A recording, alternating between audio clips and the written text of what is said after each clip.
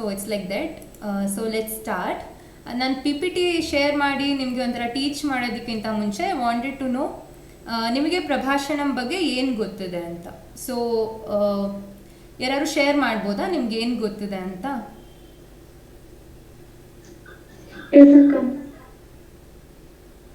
ಹೇಳಿ, ನಿಮ್ಗೆ ಏನು ಗೊತ್ತಿದೆ ಅದನ್ನ ಹೇಳಿ, ತೊಂದರೆ ಇಲ್ಲ. ಅಂದ್ರೆ ಅದ್ರ ಸಂಪ್ರದಾನ ಅಂದ್ರೆ ಶ್ಲೋಕನ ಅರ್ಥ ಆಗೋ ರೀತಿ ಓದೋದು. ನೆಕ್ಸ್ಟ್ ಸ್ಟೆಪ್ ಪದ ವಿಭಾಗ ಅಂದ್ರೆ ಅದು ಪ್ರತಿಯೊಂದನ್ನು ಸ್ಪ್ಲಿಟ್ ಮಾಡಿ ಬರ್ದು ಅದರಲ್ಲಿ ಎಷ್ಟು ವರ್ಡ್ಸ್ ಇದೆ ಅಂತ ಕೌಂಟ್ ಮಾಡಬೇಕು. Okay Bhagya, this is good that you know, but I wanted to know like ಪ್ರಭಾಷಣಂ ಸ್ಟೆಪ್ಸ್ ಎಲ್ಲ ನಾವು ನೋಡೋಣ. ಅಂದರೆ ಬಿಕಾಸ್ ಎಷ್ಟೊಂದು ಜನಕ್ಕೆ ಇಲ್ಲಿ ಗೊತ್ತಿಲ್ಲದೇನೋ ಇರಬಹುದು, ಹಾಗಾಗಿ ಸ್ಟೆಪ್ಸ್ನ ನಾವು ನಂತರ ನೋಡೋಣ. ಓಕೆ, ದಿಸ್ ಟೆಲ್ ಮೀ, ಪ್ರಭಾಷಣಂ ನಮ್ಗೆ ಏನಕ್ಕೆ ಮುಖ್ಯ ಆಗುತ್ತೆ ಅಥವಾ ಹೆಂಗೆ ಯೂಸ್ ಆಗುತ್ತೆ ನಮಗೆ, ಆ ಥರ ಏನಾದ್ರು ಯೋಚನೆ ಮಾಡಿದ್ದೀರಾ? ಅಂದ್ರೆ ಒಂದ್ ಶ್ಲೋಕ ಕೊಟ್ರೆ ಆ ಶ್ಲೋಕದ ಮೀನಿಂಗು ಮತ್ತೆ ಅದ್ರಲ್ಲಿ ಬರೋ ವರ್ಡ್ಸ್ ಇನ್ ಡೆರಿವೇಶನ್ಸ್ ಅದನ್ನೆಲ್ಲ ಅರ್ಥ ಮಾಡ್ಕೊಂಡು ಡೀಪರ್ ನಾಲೆಜ್ ನ ಮತ್ತೆ ಪ್ರಾಕ್ಟಿಕಲ್ ಅಪ್ಲಿಕೇಶನ್ ನ ಅಂಡರ್ಸ್ಟ್ಯಾಂಡ್ ಮಾಡ್ಕೊಳ್ಳೋಕೆ ಪ್ರಭಾಷಣ ಇಂಪಾರ್ಟೆಂಟ್ ಅಕ್ಕ. Okay, so if anyone else wants to say about that? Yeah, there are so many, 26 are there apart from me, so speak out.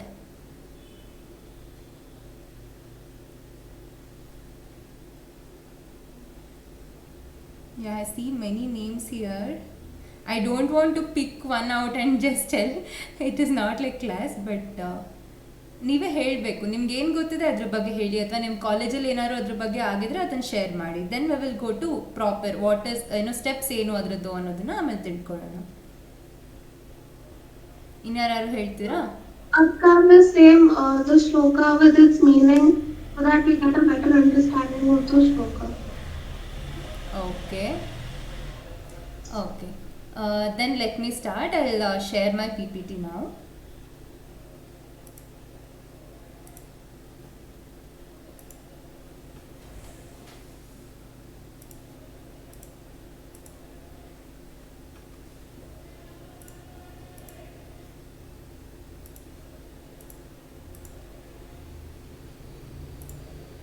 Okay, is it visible?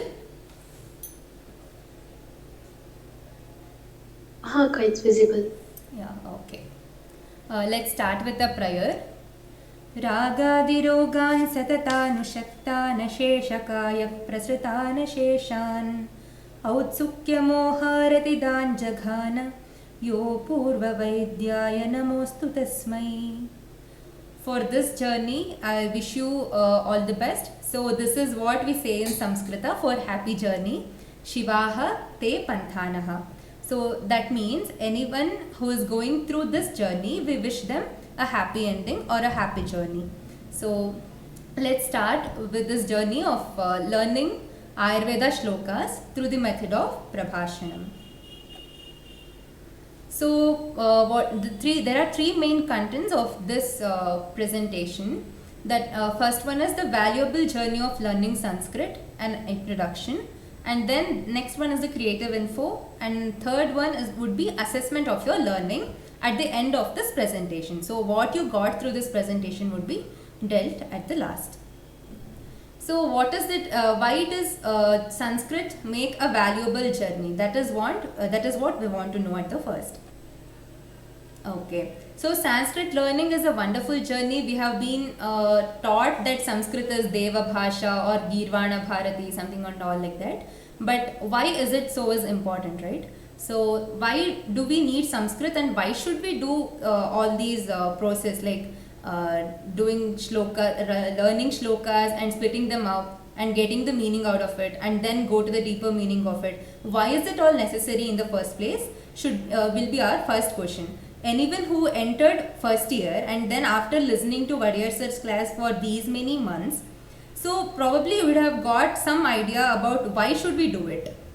But go to the first step when you weren't aware about it. So what was the first question in your mind? Why should we do it was the first question, right? So as like math is to physics, for Ayurveda, Sanskritam is such. So without Sanskritam, Ayurveda cannot be understood, or there can be no existence of Ayurveda. So as similar to math and physics, how in physics we need numbers and we do calculations, we do solve out problems, the same way Samskrita gives us every possible manner, it shows us every possible path to understand Ayurveda. So now we understood why we need Sanskrit at the first place. Then we will move on to why Sanskritam as in Shloka Rupa or in Gadya Rupa. We will go for the further steps again. But Sanskritam at the first is very much essential. Keep that in your mind. Without Sanskritam, there is no Ayurveda.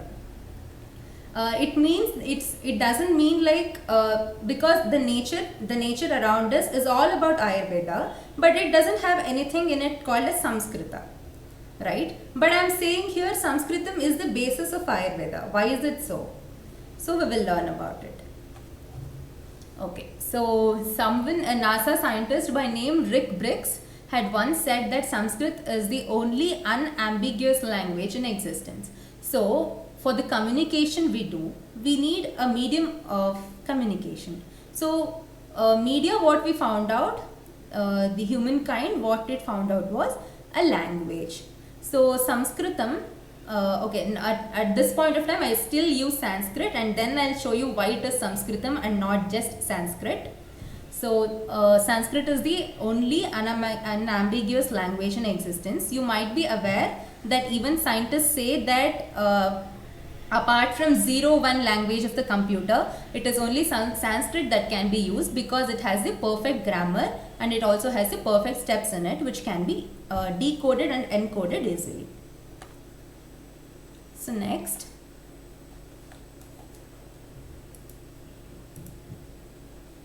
okay, so what are the steps that we need to do? If I give you an example of an English word, take for example pseudo-hypertrophic is the example word I gave you. What would you do with that? Like you have to get the meaning out of it. Pseudo-hypertrophic. As medicos, we have come across this word quite often, and we will come for sure in the future also. So I'm taking this example. DMD is a disease in which pseudo-hypertrophia is the major pathophysiology of it. So how do we understand pseudo-hypertrophic? If I can split that, I should first go to origin of the word, from where did it come, in which language it is there, and then I have to see how is it pronounced, and then I have to see what is the meaning of that word. Without splitting up the word, I cannot understand the whole meaning of the word, right? So for this we have to do 3 steps. That is, first one is the word origin, second one is the pronunciation, and third one is the meaning. So these 3 steps are the criteria which we will have to follow, whether it is English or it is German or Sanskritam. So any of the language, any of the words in any of the language, this is the process which we have to follow, and these are the 3 steps: word origin, pronunciation and meaning. So Sanskritam was the language of Bharatavarsha, and then it passed on to east and the west. As you can see in the image, India, everywhere in India, Sanskritam was the media of communication, but then it also transferred to Arabia, like in the west we have Arabic, and then it also passed on to Greek, Latin, and then went to English. So there are many words in English which have origin in Sanskritam. And then also to the east, because Buddhism spread, and along with it Prakrita and Samskrita and Pali languages, it also spread to the east. So anywhere like these countries which have Sanskritam, the relation with Samskrita has its influence on its language too. Okay, so here is one awesome word called candy. It is actually derived from Samskrita. You can read this, Middle English candy. So we also have, right, like olden ancient English, medieval English and Middle English, then newer ones. So in that Middle English candy, crystallized cane sugar, short for sugar candy, partial translation of Old French. Then you can also see Arabic. Then you come to Pali, then you come to Sanskritam. So Sanskritam word was called as Kandakaha. Okay, so when you read Bhaishajya Kalpana, you will come across this word called Khanda Kalpana. So this is how it became word candy in English. So there are many such words in English which actually has a root in Sanskritam, but many of us doesn't know, and even the world doesn't portray it, and it also ends that at German or Latin. But even before that, it was connected to Arabic, and through Arabia it was connected to India. So anyhow, any words which are pronounced in English, many do have a relation with Sanskritam as their origin language. So this is just for an example. Why I am taking this is, we have been tutored since our LKG or first standard to today, before entering Ayurveda, that English was the only medium of language for us apart from our mother tongue. But it is not such, because Sanskritam is the mother for all languages. We have only been taught about the grammar of English, but never in school we were taught about Sanskritam, except if you have taken that language as your specific ones. So I just want to remind you that Sanskritam is the base for all this. So learning Sanskritam is essential. Okay. So for example, in English we have words like psychology, psychiatry, psychological, psychotic or pseudo. In any of these words, we don't spell letter P. It is always silent. We say it like, we proudly say it, it is silent, so we don't pronounce it. And there is also some other words like color and color. So in Britain English it is one way, in US English it is another way, but language seems to be same. But how can it be? Like, one language, one spelling should be there, right, for every word. It cannot change. That is what a language means. So it changes according to the accent or something like that. It keeps changing. But there is, if at all there is a language in which the pronunciation and the spelling and in different contexts also the spelling remains the same, it is one and only Sanskritam. So, but this can never happen. Like, these changes, varied changes can never happen in Sanskritam. So that is why even today it has protected its purity. So I think now you got to know why Sanskritam is essential and why Sanskritam is made so special. Okay. So I gave this example, right? So pseudo hypertrophic is the word. How do you split it? Like, even the English people do that. So pseudo hypertrophic. That is how they split it. So the meaning of it is falsely hypertrophic. Then specifically there is some other meaning for it. So even they do split it. But how did they get to know that? Like, does every language has that? Why? How were they influenced to split up the words? That is the basis in Sanskrita. Because in Sanskritam, every word has, like, every letter has its origin, every word has its origin, and without meaning, there is no word in Sanskritam. But in other languages, we do find it, because like local dialects, they change, or local meanings for such words will change, because some words in Hindi might, like some words in English, there are we have homonyms, homophones, like that, right? So all that changes doesn't come in Sanskrita.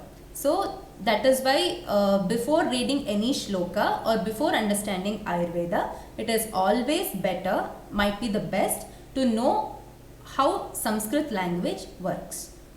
So it has to come from your inner core. It is not from superficial. So be your own light in understanding Sanskritam. Okay. So what you pronounce should be written. Only then what you think you can become. So you become what you believe, right? So you want to become what you believe. So that first start with writing and pronouncing. That is what is essential. So Sanskrit is the modernized term, but actually it is Sanskritam, because even word Sanskritam can be split and can be understood in a very sensible way. So I tell you that, I emphasize that, do call it as Sanskritam only and not as Sanskrit. Okay. So whenever you were taught some words in your primary school days, first what you did, like learning English, you were taught to write strokes, then you were taught to write alphabets, then some small words, 2 or 3 letter words, then a bigger word came, then some you were asked to refer some dictionaries for that. But do you think even Sanskrit has that? Yes, they do have.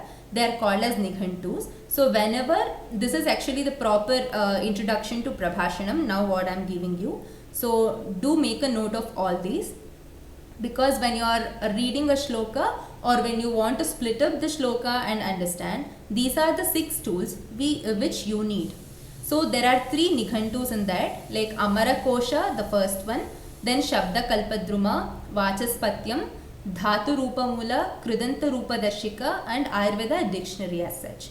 So these are the apps which I have taken a photo and placed it here. You can go visit Play Store and you can download it. So even when you don't have a book, you can go through them definitely and find out the meanings. So Vagartha Viva Samprukta is what is told in Samskrita, that is whatever you speak or whatever you write, it has a meaning attached to it. Without meaning, there is no word. Without meaning, there is no speech. That is what is said in Sanskritam. So whatever you try to read or whatever you try to read, then you have to know its meaning too, along with it, not after some time. So first one is Amara Kosha. Amara Kosha is the basis of all Sanskritam words which are there in that language, because we have the root origin of each word, we have synonyms of each word, so it is very essential. The first one, Amara Kosha, because in Ayurveda also we are learning, right, like Rakta. For Rakta we have many meanings, like many synonyms, like Shonita, we have Lohita, we have Rudhira. So all these are synonyms of Rakta only, but they do have different meanings of their own in different contexts. So every time you come across this word in a shloka, not just they mean Rakta, not just the Rakta Dhatu they mean, they can also mean the Shukra Dhatu in which there is some Shonita. They can also mean like that, and also it can also mean like Ashuddha Rakta, sometimes it do mean that. So in different contexts, the synonyms of word Rakta give us different meaning. So in order to understand the perfect meaning for that context, we need to refer Amara Kosha. Next, Shabda Kalpadruma and Vachaspatyam. They are literally the dictionaries of Sanskritam language. So do go through that, Shabda Kalpadruma and Vachaspatyam. I'll be showing you how to work with that app also in the further slides. Then Dhatu Rupa Mala. So why is this Dhatu Rupa Mala essential? Dhatu Rupa Mala can be utilized in 2 ways. Like every Shabda in Sanskrita, as I told, it has a origin, Dhatu Rupa of it. So how it was derived should be known, because many a times it so happens that the origin of the word gives a different meaning, and when it combines with some upasarga or any other such words, it takes a slightly different meaning, or sometimes it may also take the opposite meaning of the actual original word. So we have to know that what is the dhatu of each word. Then the second utilization of this dhatus are, while you write a sentence or a shloka, first what we need to do is identify the kriya pada, that is the verbs in the shloka or in gadya. So in order to find that kriya pada and afterwards knowing its meaning, we again need dhatu.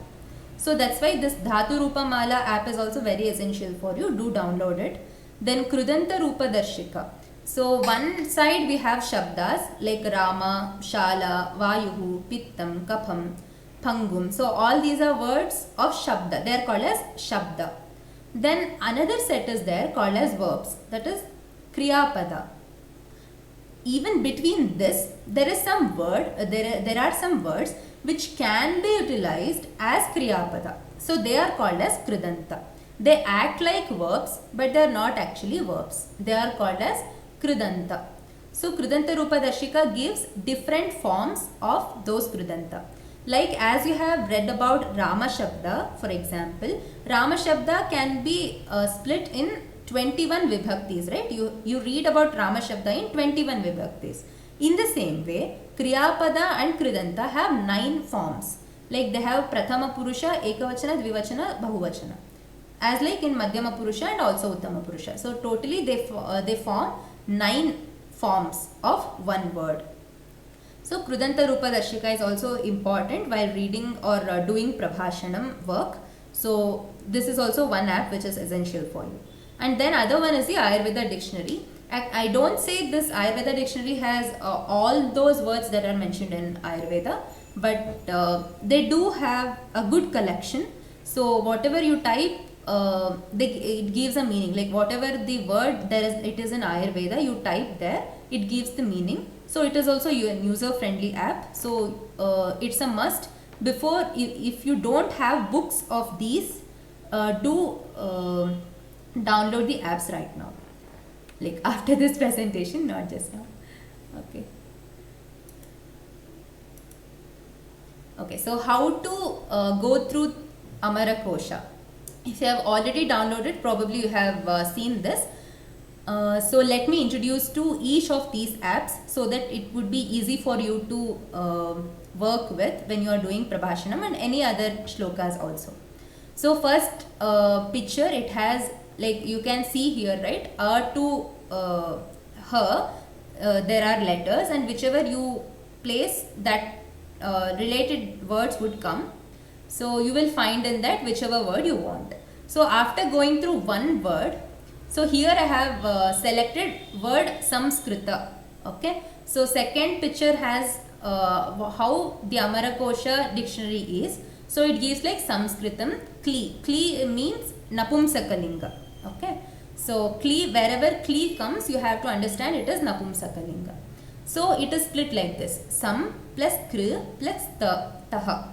Okay. That's why I mentioned earlier, do say it as Sanskritam language only, because it has a perfect meaning behind it and not as Sanskrit, because Sanskrit doesn't have any meaning.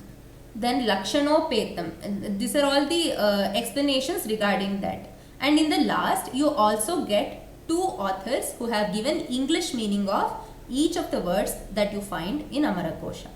So I think you got to know, as soon as you enter the app, you have the list of words, whichever letter you want, and then once you press that, you will have the whole explanation of that word in Sanskritam.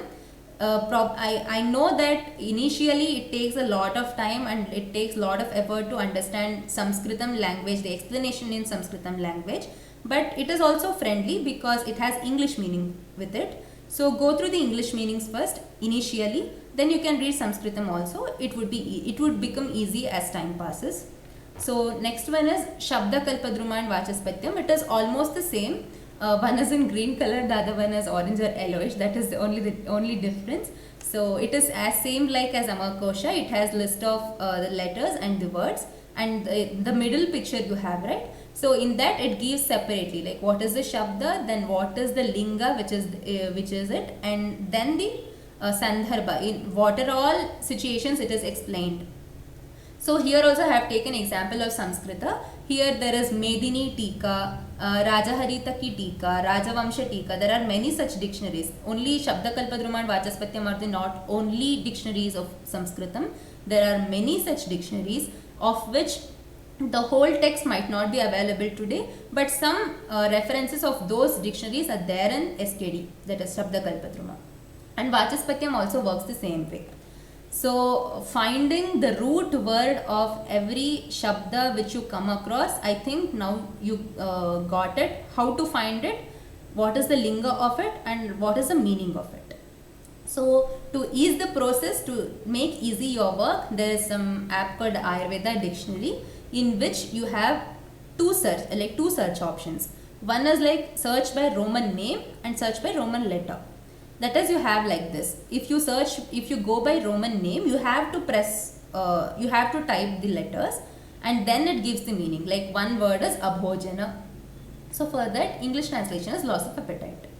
So another way is to go through Roman letters. So for every letter, there are some list of words which are there under each letter. So there you can find it. I think now it became easy for you, because as soon as you see a shloka, you get tensed, like in second or first year. What is the meaning of it? How do I understand? How to go through with it? How to go about this word? So these are all some questions often students get. Even we have passed through that stage. So to make easy your process, I wanted to introduce all these apps and dictionaries to you. So make a good use of it. Okay, next one is Dhatu Rupani. So how to find in Dhatu Rupani? In all the Samskrita related apps, you have this option, like letters are given in the left, and then to the right, whatever the app is for, such explanation is given. So here it is there, right? Like you know about Bhu Dhatu, right? So you are pressing on Bha. You know Bhavati, Bhavatam, Bhavanti. You are familiar with that, right? So I have taken that example. Whatever we are using as Bhavati, Bhavatah, Bhavanti, the root word is called Bhu. The meaning is Sattayam. That means which is existing or which is there. That is the meaning of Bhu Dhatu. So this is how you find Bhu Dhatu, Bhu Sattayam. Okay. So whenever you go through that, it will give you a list. Like what is the dhatu of that, what is the artha, in which gana it is there. Like if you have been already introduced to Sanskritam in first language, in first year, you would be knowing that there are 10 ganas. Bhadi, Turadi, Churadi, like that there are 10 ganas. So that is what it is saying. Then this is not needed. Next one is the Padi. That is Parasmai Padi or Atmanepadi. That is important because it also makes it mark on the prayogas also. That's why Padis are important. Then Dhatu, all that. Then down there you have one option. See, Rupani Drushyantam. So if you don't know what is the Rupa of that, like some shlokas, they might have Bhavanti. Some shlokas might have Bhavati. You are familiar with Bhavati, but you don't know what is Bhavanti. So in which Dhatu Rupa it comes, you want to search. Keep it as an example. So in that sense, you will be getting this. You press on that Rupani Drushyantam, then you will be getting what is the Parasmaipadi of that. Like Parasmaipadi has 10 lakaras and Atmanepadi do also have 10 lakaras. So all those 10 lakaras would be in front of you. So it would be a very easy task for you. You need not go through books, find each and every dhatu, each and every forms, the 9 forms of it. So this app is also essential for you. Do download it. Then Kridanta Rupani, this also works in the same way. So I'll not go through how to search now. You are already familiar with it now, as we passed 4 to 5 apps.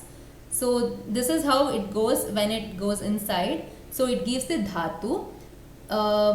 Do make sure that you read about Kridantas before you do this Prabhashanam, because there are many Krudantas, one which is in past tense, one which is in present and also future tense, and some do not have any tenses, but they just give us the meaning.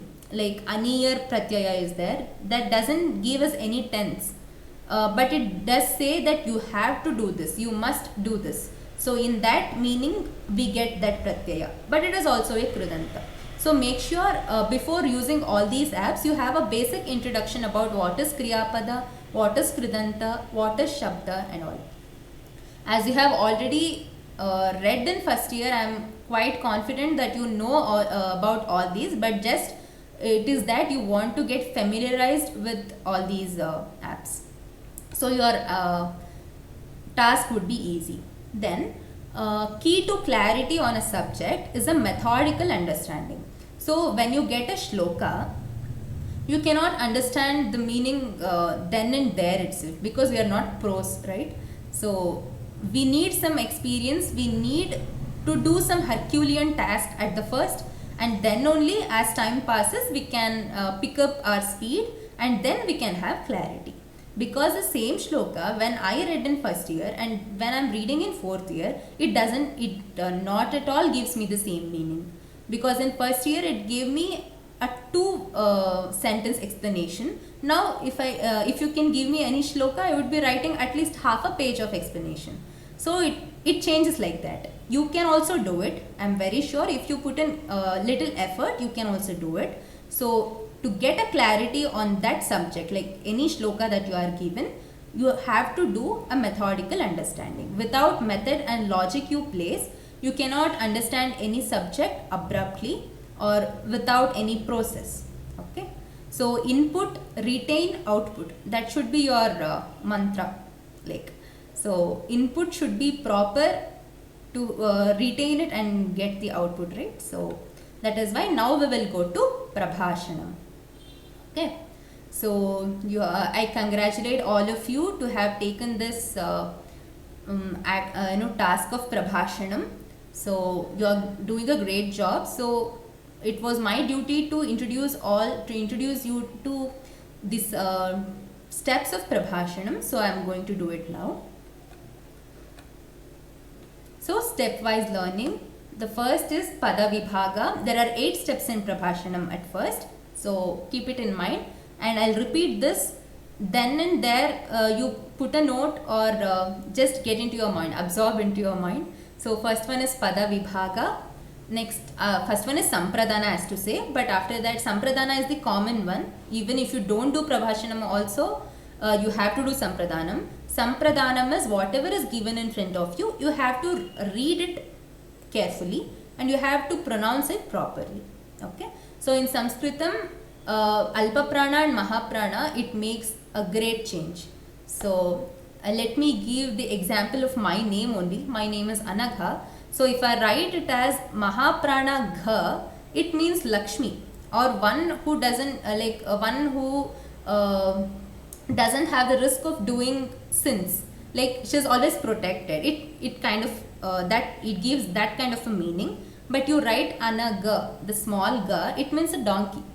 So while writing in Samskrita or pronouncing in Samskrita, do make sure that Sampradanam is better.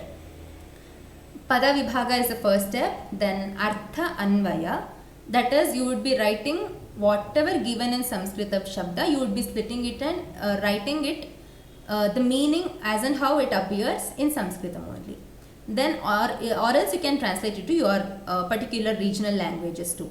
Then Anvaya Artha, this is the third step. Then Bhavanuvada, next Prayoga Parishilana, then after Sandhi Vishleshana, next Pada Kritya, next Dhvanitartha.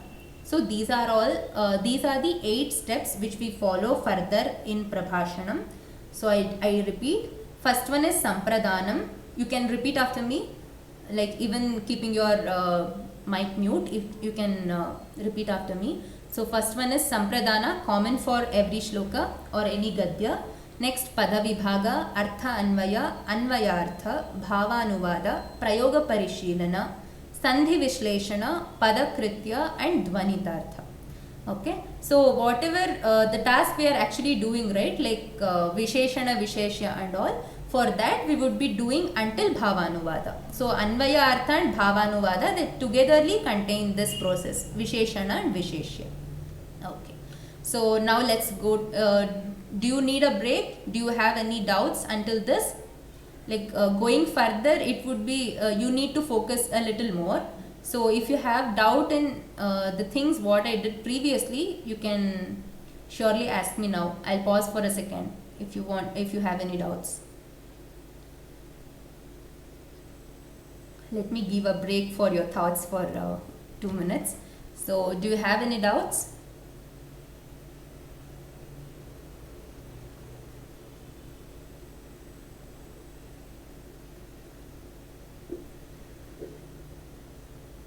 No, Akka, no doubts. Okay, like am I too fast? Like you want me to go a little slow, or is the speed fine? It's fine, Akka.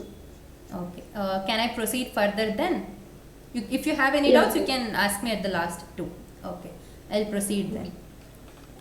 Okay, first thing we learnt about Pada Vibhaga. Okay, I have taken an example here.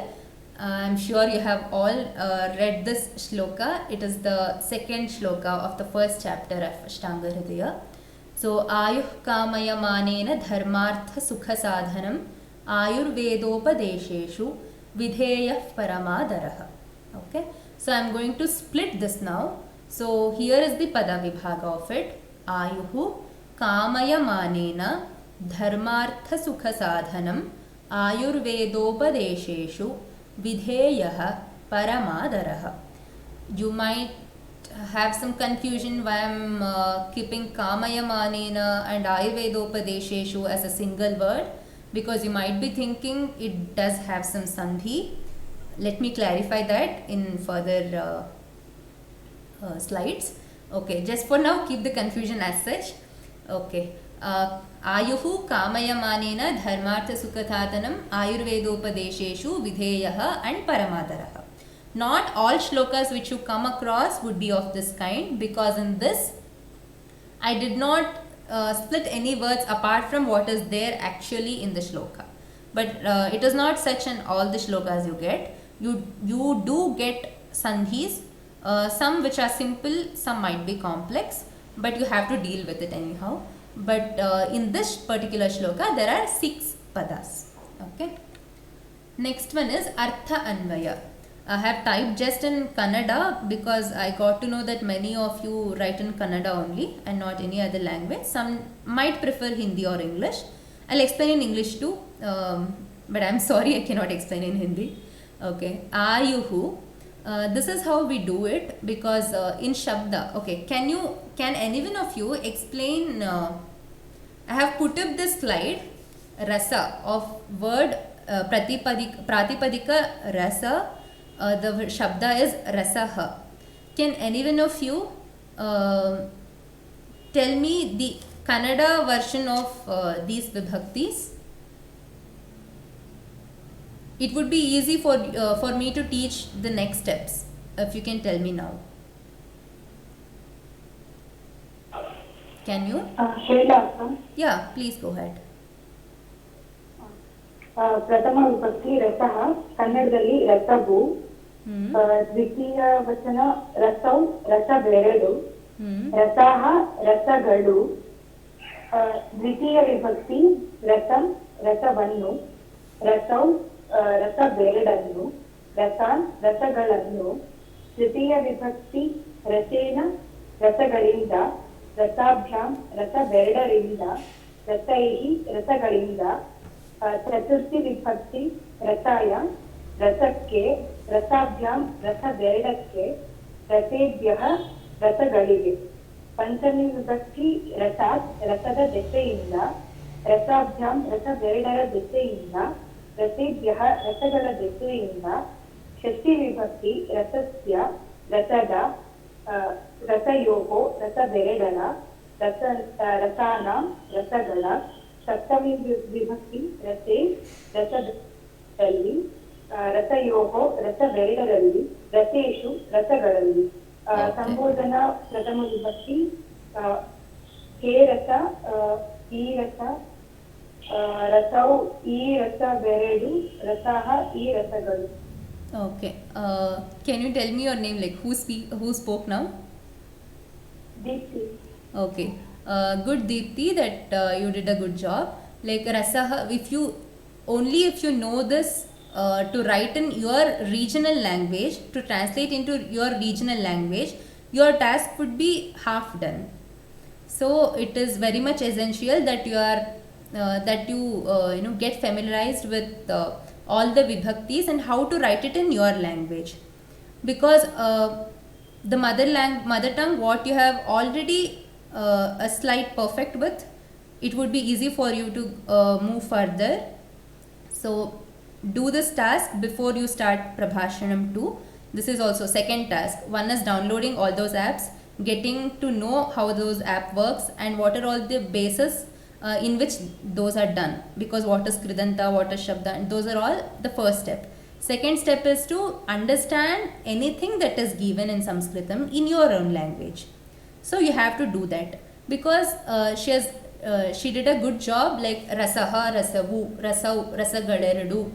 So this is how you understand in Kannada, right?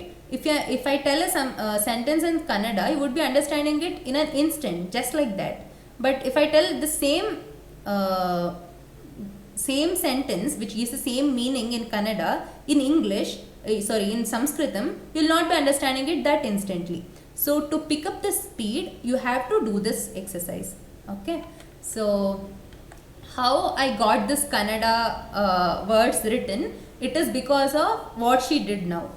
So ayuhu is just like guruhu. Guru shabda ukaranta. So you have to get you have to be perfect even with this, because it is not just akaranta shabda you would be getting in shlokas. Akaranta, ikaranta, ukaranta, rukaranta. Then further you would also be getting takaranta, nakaranta, makaranta, sakaranta, all those. So minimum at least you should be perfect with 25 shabdas like that, both in Pullinga and in Strilinga. Just don't take everything to your mind at once, because you cannot do it at once, but you have to do it constantly. Each shabda per day, if you can do that. So like after 3 to 4 months, we would be at least, okay, I am able to recognize these shabdas. This comes under this anta. At least you should be able to recognize after going through the pages at least. Then after again 2 to 3 months, you would everything would be in your head.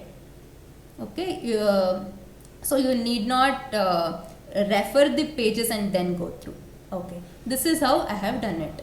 Ayuhu is the prathama vibhakti word, so I have written it as ayuhu, like rasavu. Then kamaya manena, yaru ichchisuttano. Yaru anta na seriskondirodu illi, because when I explain the further steps, you will be understanding why I have added this word. Ichchisuttano, ichchisuvudarinda, ichchisuva karanadinda. These are all the meanings we get. Then the literal word is kamisuttano. Kama in Kannada, it gives the meaning as desire. Okay, so in Sanskritam also it gives the same meaning. So kamisuttano is desire. So one who desires for ayu. This is how you get the meaning. Okay, next dharma artha sukha sadhanam. Dharma artha sukhavannu. So dharma artha sukha sadhanam, as soon as you see it, it is visible as like the shabda vanam. Okay, or it can be ramam too. So you have to check that whether it is a napumsakalinga word or it is a pullinga word. You have to check that. How do you check that? Like dharma may be one linga, artha may be other linga, sukham may be other linga, sadhanam may be other linga.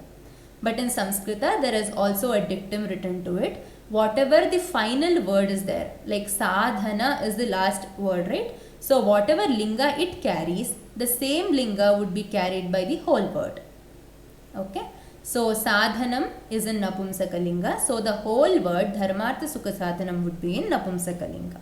So it can be dharmartha sukha sadhanam both in prathama vibhakti and dvitiya vibhakti. So I have kept both. Dharma artha sukhavannu is one meaning. Dharma artha sukhavu is the second, is the other meaning. Okay. Ayurvedopadesheshu, as explained in the rasa shabda, raseshu athva rameshu, it is the saptami vibhakti word, as you can recognize it correctly. So it gives us the meaning galalli. So ayurveda upadeshagalli. Not all words which you write as samasta pada in Samskrita can be written the same way in Kannada. So you have to be careful a little there. So ayurvedopadeshagalli seems a very complicated word in Kannada. So you would be splitting it a slide. So ayurveda upadeshagalli. Next, vidheyaha. He is videya. That is what we would say in English. So how do we write it in Kannada? Because each word in Sanskrit, it has a slight wider meaning in other languages and in Sanskritam too. Okay, in all contexts, vidheya doesn't mean he just has like faith in it. It is not just the word faith. So parama nambikeyannu idabeku is one. Okay, nambike, you have faith in it. Then satkarisabeku, that you have to adorn it. Then gauravisabeku, you should respect it. All those meanings can be derived with this single word vidheya. So while writing, you have to keep all these meanings in your mind. Next, paramadaraha. Vidheyanagirutane or irabeku ಧಾರಣೆ ಮಾಡಿರುವವನು. So ವಿಧೇಯ and ಪರಮಾದರಃ are slightly ಏನಂತಾರೆ ಅದಕ್ಕೆ, they are related words, so you cannot keep it in the opposite directions and learn the meaning. So they are interconnected. Okay, so this is what you do in Artha Anvaya. You have split up the words in Pada Vibhaga, then you will write the concordant meaning in your regional language. But you have not arranged it now. You have just kept it as how you have done the Pada Vibhaga. You have not reorganized the sentence and gave it a proper meaning. Now you have just done a meaning to the word you have already split up. So next one is the Anvaya Artha. There are some steps you need to follow here. Please focus here. It's very essential while you write a sentence. That is, you are turning a split up word into a proper sentence. Okay. So first find the Kriya Pada. If not, put Bhavati in brackets. That is, in this shloka, whatever we have taken, आयुः कामयमानेन धर्मार्थ सुख साधनम आयुर्वेदोपदेशेषु विधेयः परमादरः. As you can see, there is no kriya pada in this shloka. So what do you do then? In some other shlokas, you do get kriya padas, like brahmi muhurtam uttishtet. Uttishtet is the kriya pada there. Then kuryat, you also get it. More oftenly you get it. So those are all called as the kriya padas. But as you can see, in this shloka there is no kriya pada.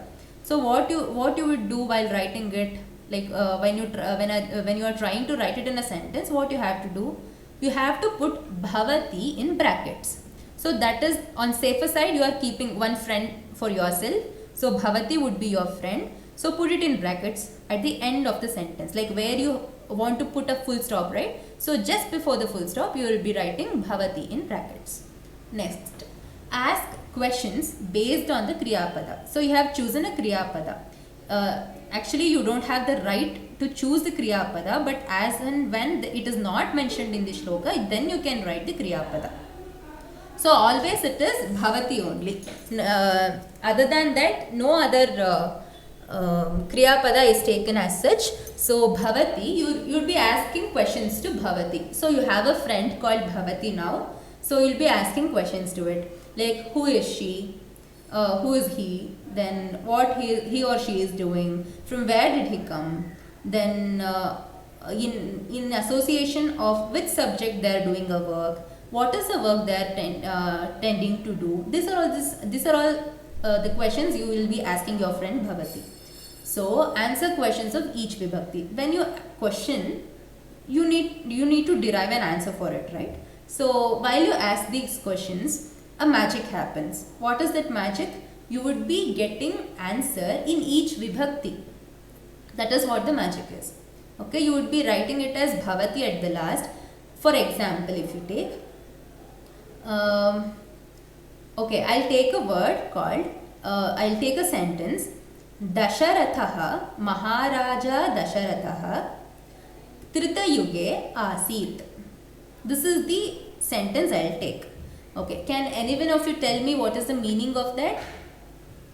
Maharaja Dasharatha Tretayuge Asit.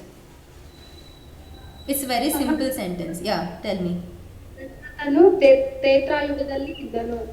Okay, so when you take this, now imagine a sentence which you already know, but there is only kriya pada in it. What is the kriya pada in it?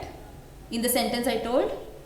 Asit. Okay, so you'd be asking questions to Asit. Okay, iddanu is the meaning of Asit.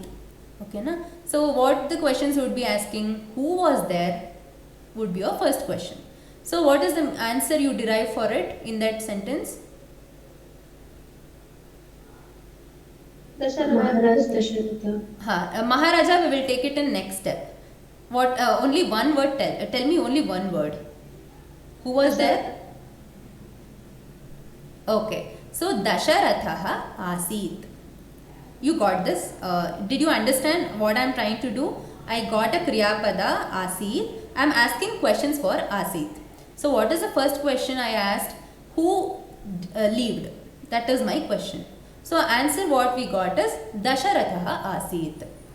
Then when did he leave is my next question. When did he leave? In which vibhakti it is? Saptami. Saptami vibhakti. Okay. So Treta Yuge Rame. It is like that. So you got the answer for two vibhaktis now. Dasharatha Treta Yuge Asit. But what to do with this Maharaja? How is it concerned with the Dasharatha? Okay, apart from Visharada, Deepthi and Bhagyashree, you have already done this. So you're not going to answer me. Apart from that, anyone else, can you answer this question? What is this word Maharaja doing with Dasharatha? It's a ವಿಶೇಷಣ. Yeah, right. So Visheshana. It is concerned with which pada then? Dasharatha. Okay. So Maharaja Dasharatha Treta Yuge Asit. I think you got a better understanding now. So I'll give you another example. You have to tell me the answers now. I'll not tell you any answers. Okay. So what would be the sentence now?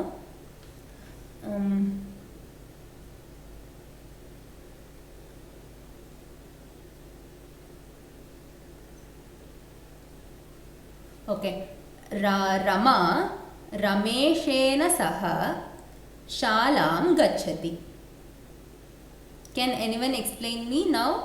Rama Rameshena Saha Shalam Gachati. So what is the Kriya Pada in this? ಗಚ್ಚತಿ. Yeah, okay, good. Many are answering. I'm quite happy now. So Gachati is the Kriya Pada. So what would be my first question now? ಕಿಂ ಕರೋತಿ. Yeah, something similar to it, because we have Kriya Pada Gachati here. We will be asking who went. Okay, Kim Gachati would be our first question. You used a Kriya Pada, like other Kriya Pada you used, but you have to be specific with the Kriya Pada that we have in that particular shloka or Gadya Bhaga. So here we have Gachati. So right, you were right. Kim Gachati is my first question. So what is the answer? ರಮ. Rama. Okay. Rama Gachati. So what we got now is there is some subject. You have learnt about this, right? Like subject and object and adverbs, describing words, action words. You have all learnt in English. So it is very easy for you now. So Gachati is the verb you have. You have a subject called Rama. What is she doing? ಗಚ್ಚತಿ. Okay. Where is she going? ಶಾಲಾ. Shalam Gachati. So need not be the meaning of Shalam should always be in Saptami Vibhakti. Shalege ಹೋಗುತ್ತಾಳೆ ಅಂತ ಬಂದಾಗ, so ಅದು actual word ಬಂದು ದ್ವಿತೀಯ ವಿಭಕ್ತಿಯಲ್ಲಿರುತ್ತೆ. But ಅದರ meaning ಕನ್ನಡದಲ್ಲಿ ಬರಿಬೇಕಾರೆ meaning ಚತುರ್ಥಿ ವಿಭಕ್ತಿಯಲ್ಲಿ ಇರುತ್ತೆ. I think you are getting to know it. I will repeat it once again. Rama ಶಾಲಾಂ ಗಚ್ಚತಿ. What is the Kannada translation of these 3 words? Rama ಶಾಲಾಂ ಗಚ್ಚತಿ. ರಮಾ ಶಾಲೆಗೆ ಹೋದಳು. ಹೋದಳು ಬರಲ್ಲ ಪುಟ್ಟ ಇಲ್ಲಿ, ಅಂದರೆ ಇಟ್ ಗಚ್ಚತಿ ಇಸ್ ಇನ್ ಪ್ರೆಸೆಂಟ್ ಟೆನ್ಸ್ ಅಲ್ವಾ? ಹೋಗುತ್ತಿದ್ದಾಳೆ. ಹೋಗುತ್ತಾಳೆ. Just like to keep it as simple as possible, ಹೋಗುತ್ತಾಳೆ ಅಂತ ಇಟ್ಕೊಳ್ಳೋಣ. ಸೊ ಪ್ರೆಸೆಂಟ್ ಕಂಟಿನ್ಯೂಸ್ ಅಲ್ವಾ? ಸೊ ಹೋಗುತ್ತಾಳೆ ಅಂತ ಇಟ್ಕೊಳ್ಳೋಣ. ಸೊ ರಮೆಯು ಶಾಲೆಗೆ ಹೋಗುತ್ತಾಳೆ. ಬಟ್ ನಾವು ರಮಾ ಶಾಲಾಂ ಅನ್ನೋ ವರ್ಡು ಯಾವ ವಿಭಕ್ತಿಯಲ್ಲಿದೆ?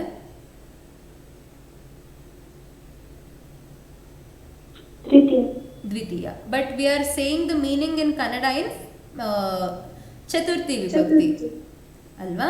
ಸೊ ಸಂಸ್ಕೃತದಲ್ಲಿ ಈ ಪಾಯಿಂಟ್ ಒಂದನ್ನು ನೆನ್ಪಿಟ್ಕೊಳ್ಳಿ. ಯಾವಾಗ ಚತುರ್ಥಿ ವಿಭಕ್ತಿನ ದ್ವಿತೀಯ ವಿಭಕ್ತಿ ಆಗಿ ಯೂಸ್ ಮಾಡ್ತೀವಿ ಅಂತ. ಓಕೆ, ಸೊ ಚತುರ್ಥಿ ವಿಭಕ್ತಿ ಹ್ಯಾಸ್ 2 probabilities. 1, ಅಲ್ಲಿಗೆ ಹೋಗುತ್ತೇನೆ, ಅಲ್ಲಿಗೆ ಹೋಗುತ್ತೇನೆ ಅಥವಾ ಇಲ್ಲಿಯ ಕುರಿತಾಗಿ ಹೋಗುತ್ತೇನೆ ಹೀಗೆ ಹೇಳ್ಬೇಕಾದ್ರೆ ಕೂಡ ನಾವು ಚತುರ್ಥಿ ವಿಭಕ್ತಿನೇ ಯೂಸ್ ಮಾಡ್ತೀವಿ. ಬಟ್ ಅದರದ್ದು ಮೇನ್ ಫಂಕ್ಷನ್ ಬಂದು ರಕ್ಷಣಾರ್ಥ. ಓಕೆನಾ? ಸಿಂಹದಿಂದ ನನ್ನನ್ನು ನಾನು ರಕ್ಷಿಸಿಕೊಳ್ಳಲು ಏನೋ ಮಾಡ್ತೀನಿ ಅಂತ ಹೇಳ್ಬೇಕಾರೆ ಸೊ ಸಿಂಹಾಯ ರಕ್ಷಣಾರ್ಥಂ ಅಂತ ಹೇಳ್ತೀನಿ. ಸಿಂಹಾಯ ಅನ್ನೋದು ಯಾವ ವಿಭಕ್ತಿ? ಚತುರ್ಥಿ. ಹಾಂ, ಸೊ ಪರ್ಟಿಕ್ಯುಲರ್ ರಕ್ಷಣಾರ್ಥ ಮೀನಿಂಗ್ ಬಂದಾಗ I will be using exactly ಇನ್ ಚತುರ್ಥಿ ವಿಭಕ್ತಿ ಓನ್ಲಿ. ಓಕೆನಾ? ಸೊ ಸಿಂಹದ ಕಾರಣದಿಂದಾಗಿ ನನ್ನನ್ನು ನಾನು ರಕ್ಷಿಸಿಕೊಳ್ಳುತ್ತೇನೆ ಅಂತ ಹೇಳ್ಬೇಕಾರೆ ಸೊ ರಕ್ಷಣಾರ್ಥ ಬಂತಲ್ವ ಅಲ್ಲಿ, ಸಿಂಹಾಯ ರಕ್ಷಣಾರ್ಥಂ ಕನ್ನಡದಲ್ಲಿ ಸಿಂಹದಿಂದ ಅಂದ್ರೆ ತೃತೀಯ ವಿಭಕ್ತಿ ಆಗುತ್ತೆ ಅಲ್ವಾ? ಹಾ ಹೌದು. ಸೊ ಈ ಮೀನಿಂಗ್ಸು ಬರುತ್ತೆ ಅಂತ ಹೇಳ್ತಿದ್ದೀನಿ. ಏನು ಅಂದ್ರೆ ಸಂಸ್ಕೃತ ಸಿಂಹೇನ ಆಗುತ್ತೆ ಅಲ್ವಾ ತೃತೀಯ ವಿಭಕ್ತಿ? ಹಾ, ಅದನ್ನೇ ಹೇಳ್ತಿರೋದು. So there are different meanings here, that is why it is important. ದ್ವಿತೀಯ ವಿಭಕ್ತಿ, ತೃತೀಯ ವಿಭಕ್ತಿ ಅಂಡ್ ಚತುರ್ಥಿ ವಿಭಕ್ತಿ. So when which should be used is the question ಅಲ್ವಾ? So that is why I am giving you this example. So ಸಿಂಹಾಯ, ಸಿಂಹದಿಂದ ರಕ್ಷಣೆ ಅಂತ ಹೇಳ್ಬೇಕಂತಂದ್ರೆ ಕನ್ನಡದಲ್ಲಿ ಹೇಳ್ಬೇಕಾದ್ರೆ ಹೀಗೆ ಹೇಳ್ತೀವಿ. But Samskritam language is not exactly ಕನ್ನಡದಲ್ಲಿ ಹೇಗೆ ಯೂಸ್ ಮಾಡ್ತೀವಿ ಹಾಗೆ ಅಲ್ಲಿ ಮೀನಿಂಗ್ ಹೋಗೋದಿಲ್ಲ. ಸೊ ಯಾವುದರಿಂದ ರಕ್ಷಣೆ ಪಡ್ಕೋತಿದ್ದೀವೋ ಅದಕ್ಕೆ ನಾವು ಚತುರ್ಥಿ ವಿಭಕ್ತಿನ ಪ್ಲೇಸ್ ಮಾಡ್ತೀವಿ. ಓಕೆನಾ? ಸೊ ಇದು ನಿಮಗೆ ಇದರಲ್ಲಿ ಗೊತ್ತಾಗುತ್ತೆ ಏನು ಪ್ರಥಮದ ಏನು ಸ್ಪೆಷಾಲಿಟಿ, ದ್ವಿತೀಯ ವಿಭಕ್ತಿದ ಏನು ಸ್ಪೆಷಾಲಿಟಿ ಅಂತ ನೋಡ್ತಾ ಹೋದಾಗ ಅಂದರೆ ಕರ್ತೃ ಅರ್ಥದಲ್ಲಿ ಯಾವ್ದು ಬರುತ್ತೆ, ಕರ್ಮ ಅರ್ಥದಲ್ಲಿ ಯಾವ್ದು ಬರುತ್ತೆ, ಕರ್ಣ ಅರ್ಥದಲ್ಲಿ ಯಾವ್ದು ಬರುತ್ತೆ, ಸಂಪ್ರದಾನ ಅರ್ಥದಲ್ಲಿ ಯಾವ್ದು ಬರುತ್ತೆ ಅಂತ ನಿಮ್ಗೊಂದು ಚಾಪ್ಟರ್ ಇದೆ ಸಂಸ್ಕೃತದಲ್ಲಿ. ಸೊ ಅದನ್ನು ಓದಿದಾಗ ಗೊತ್ತಾಗುತ್ತೆ.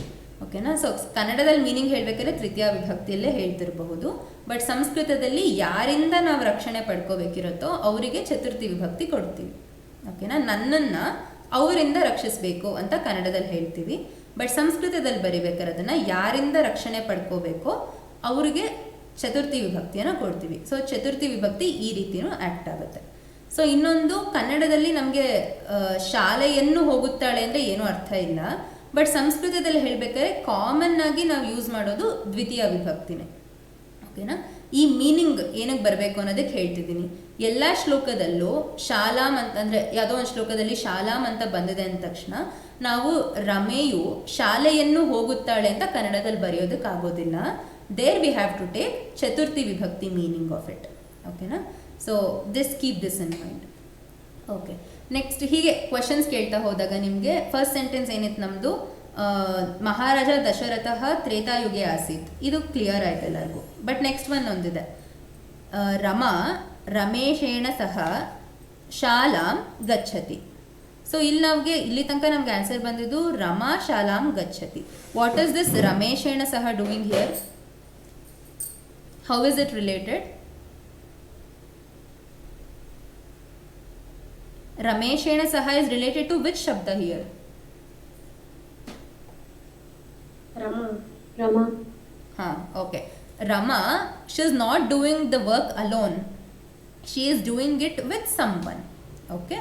ಸೊ ವರ್ಕ್ ಏನು, ಶಾಲೆಗೆ ಹೋಗೋದು, ಯಾರ ಜೊತೆ ಮಾಡ್ತಿದ್ದಾಳೆ ಅಂತ ಯಾರ ಜೊತೆ ಹೋಗ್ತಿದ್ದಾಳೆ ಅಂತ ಕೇಳಿದಾಗ ನಮ್ಗೆ ಆನ್ಸರ್ ಬರುತ್ತೆ. ಏನು ಬರುತ್ತೆ? ಹಾಂ, ಸೊ ರಮೇಶನೊಂದಿಗೆ ಶಾಲೆಗೆ ಹೋಗುತ್ತಾಳೆ ಅಂತ ಬರುತ್ತೆ ಅಲ್ವಾ? ಸೊ ನೀವು ಕನ್ನಡದಲ್ಲಿ ಬರಿಬೇಕಾದ್ರೆ ರಮೇಶನಿಂದ ಅಂತ ಬರೆದ್ರೆ ಏನೂ ಅರ್ಥ ಇಲ್ಲ ಅದಕ್ಕೆ ಅಲ್ವಾ? ಸೊ ಅರ್ಥ ಮಾಡ್ಕೊಂಡಿದ್ದು ಇಲ್ಲಿ ತನಕ ಏನು ಅಂದರೆ ರಾಮನಿಂದ, ರಸದಿಂದ, ಇದು ಮಾತ್ರ ತೃತೀಯ ವಿಭಕ್ತಿಗೆ ಬರುತ್ತೆ ಅಂತ ಅರ್ಥ ಮಾಡ್ಕೊಂಡಿದ್ವಿ. ಬಟ್ ಇದ್ರ ಜೊತೆಗೆ ಇನ್ನೊಂದು ಅರ್ಥ ಕೂಡ ಇದೆ ಅದಕ್ಕೆ. ಏನು? ಅದರೊಂದಿಗೆ, ಅಲ್ಲೂ ಇಂದ ಅಂತಲೇ ಬರುತ್ತೆ, ಬಟ್ ಅದರೊಂದಿಗೆ ಅನ್ನೋ ಅರ್ಥನೂ ಆ್ಯಡೆಡ್ ಮೀನಿಂಗ್ ಆಫ್ ತೃತೀಯ ವಿಭಕ್ತಿ. ಓಕೆನಾ? ಸೊ ಕನ್ನಡದಲ್ಲಿ ಬರಿಬೇಕಾದ್ರೆ ರಮೆಯು ರಮೇಶನಿಂದ ಶಾಲೆಗೆ ಹೋಗುತ್ತಾಳೆ ಅಂದರೆ ಏನೂ ಅರ್ಥ ಇಲ್ಲ.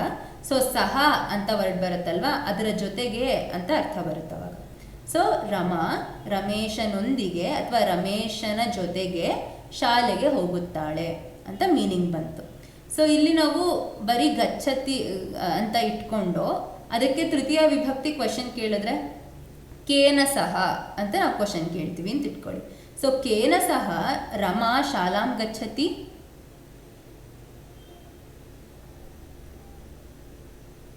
ಹೇಳಿ. ರಮೇಶ್. ಹಾಂ, ಸೊ ತೃತೀಯ ವಿಭಕ್ತಿಗೂ ಆನ್ಸರ್ ಬಂತು ಅಲ್ವಾ? ಸೊ ಇದೇ ಥರ ನೀವು ಪ್ರತಿಯೊಂದು ಕ್ವಶನ್ಸ್ ಕೇಳ್ತಾ ಹೋಗ್ತೀರಾ, ಅದು ಕರೆಕ್ಟಾಗಿ ಆ ಶ್ಲೋಕದಲ್ಲಿ ಇದ್ದರೆ ಆ ವಿಭಕ್ತಿ ನಿಮಗೆ ಆನ್ಸರ್ ಸಿಗುತ್ತೆ. ಎಲ್ಲ ಶ್ಲೋಕದಲ್ಲೂ ಎಲ್ಲ ವಿಭಕ್ತಿಗೂ ಆನ್ಸರ್ ಸಿಗಬೇಕು ಅಂತಿಲ್ಲ. ಯಾವ್ಯಾವ ವಿಭಕ್ತಿ ಸಿಗುತ್ತೆ ಅದನ್ನು ನೀವು ಅರೇಂಜ್ ಮಾಡ್ಕೋಬೇಕು ಆಮೇಲೆ. Okay, So rearrange from Saptami to Prathama Vibhakti in your language. So whatever the answer you get, you have to place it in a order. Okay.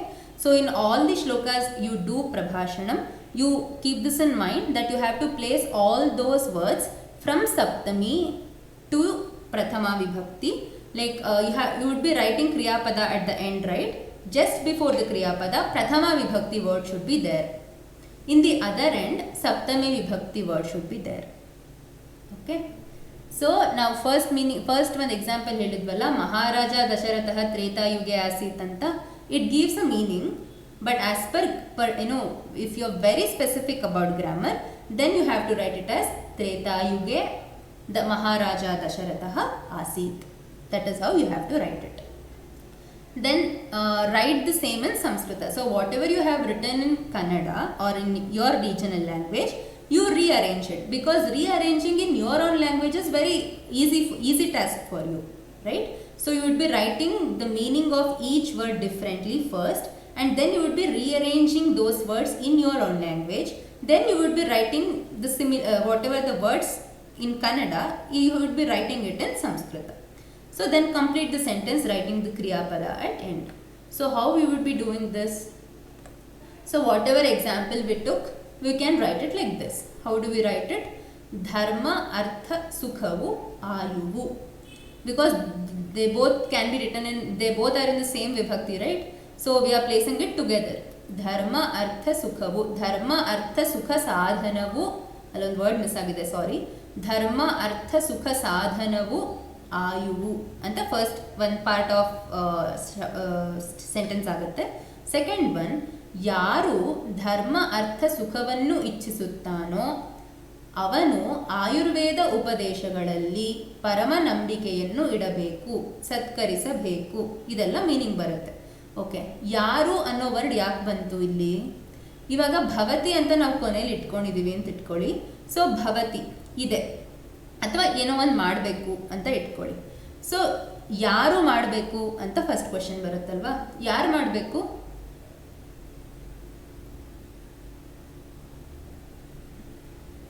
ಯಾರೋ ಇಲ್ಲಿ ನಂಬಿಕೆ ಇಡಬೇಕಾಗಿದೆ.